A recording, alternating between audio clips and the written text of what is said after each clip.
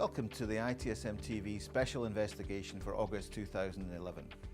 Our subject this time is the PR image of IT. Why is it so poor? Last month we looked at IT outsourcing, and that showed that although there were many issues and problems with outsourcing, there is still a huge demand to outsource and get rid of the IT department. Over the years we've seen so many instances and examples of the poor regard that IT is held by its customers, i.e. the businesses and organisations that it works with. We're all familiar with the "not IT again," the unhelpful desks and many other groans, including why is it IT is always late and never delivers what we want? Why does it take IT 6 weeks to get me a PC that doesn't work when I can buy one ready on the day from PC World? Amazingly, this view hasn't really changed much in my own 25 odd years in the IT business, despite all the attempts made with methodologies, standards and shared learning. So why is this? Are IT people so removed from reality that they can't understand or communicate properly with their customers? I've worked with many IT departments over the years and most people are trying to do a good job. Is there really such a gap between reality and perception in terms of what IT delivers? After all, our organisations still continue to spend hundreds of billions of pounds and dollars on IT. Or is there too much expectation being set by users that will never be met from their own internal or even outsourced IT, based on the fact that everyone now is a buyer in some way of technology? What can IT do to improve the situation, either to improve service quality or to also improve the quality of communications? We'll debate this with some industry experts shortly. However, here are some thoughts from the wider IT and service management community.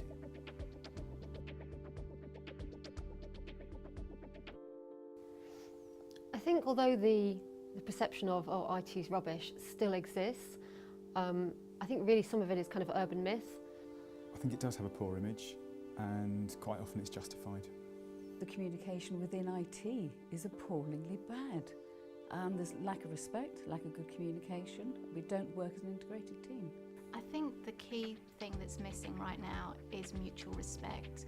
I think if we as IT professionals could overcome that hurdle and respect what it is that our business users do day to day, and I don't mean to say that we're disrespectful, but respect in a way of really understanding hand on heart what our clients do for a living. I don't think the IT department, if you can call it that anymore, actually has improved that much in terms of image.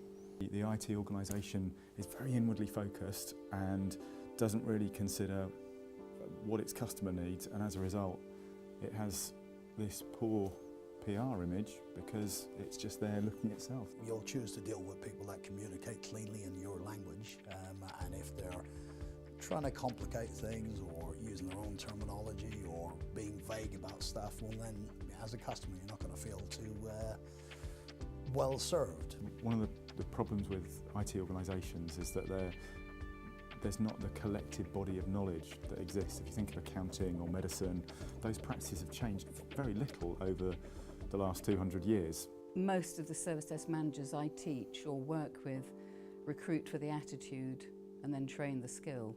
Technical skills are relatively easy to recruit for. Customer service skills, they're not that easy for technical people to learn. The other way around, recruiting customer service people and teaching them technical skills is relatively simple. The big push I think for service desks, and the reason the perception has gone up, is less about technical skills, but it's all about communication, customer service, all the softer kind of wrap around the technical competencies. And the perfect person would be highly technically skilled, but also a darn good speaker. Quality's improved incredibly. Reliability of kit and infrastructure now is great compared to, say, when I started 20 odd years ago. Everybody has an item of technology in their personal workspace, in their home, in their car, in their pocket, and as a result of that, our clients are very technology savvy, and sometimes they often know a lot more than we do as support personnel, and we should embrace that. We all deal with service providers all the time now, so I think it's important for, you might get frustrated with your personal home broadband provider.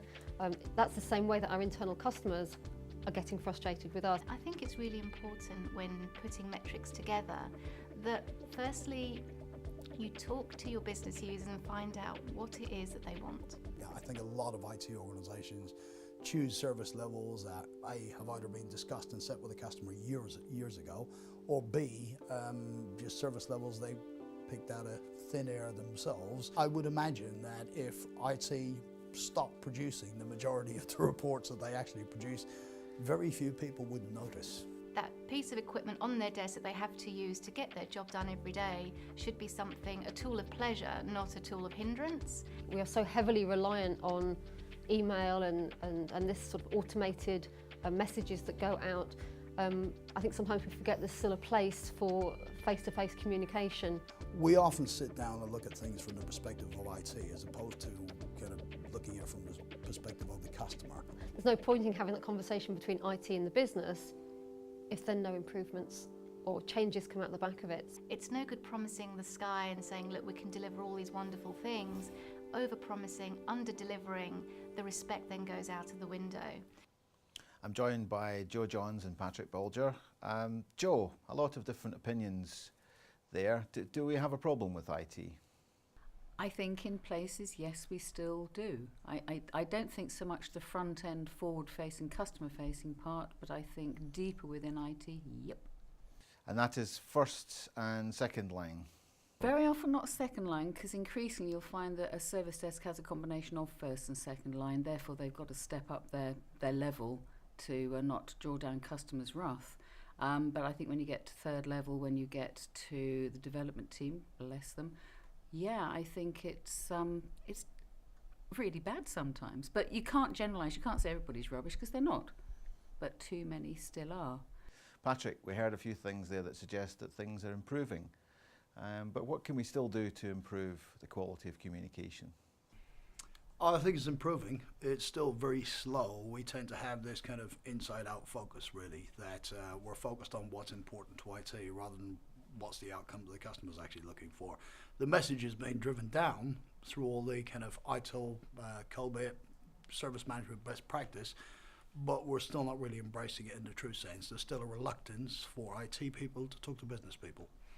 And do things like ITIL and COBIT actually help in terms of communication? Challenging question. In terms of getting some more in common inline processes and terminology helpful, in terms of communication with the business end, to a limited degree. I mean, we've got service level management, we have continual service improvement, which definitely are making inroads, but I think that you'll find that the recent ITSMF survey on CSI, there's far too many don't knows about CSI, and people don't have it as a full-time component of what they do, so it's not nearly as good as it could and should be. Are we not continually service improving? We're not consistent. I think people are talking about these frameworks and best practice approaches without actually buying into the real concept behind it.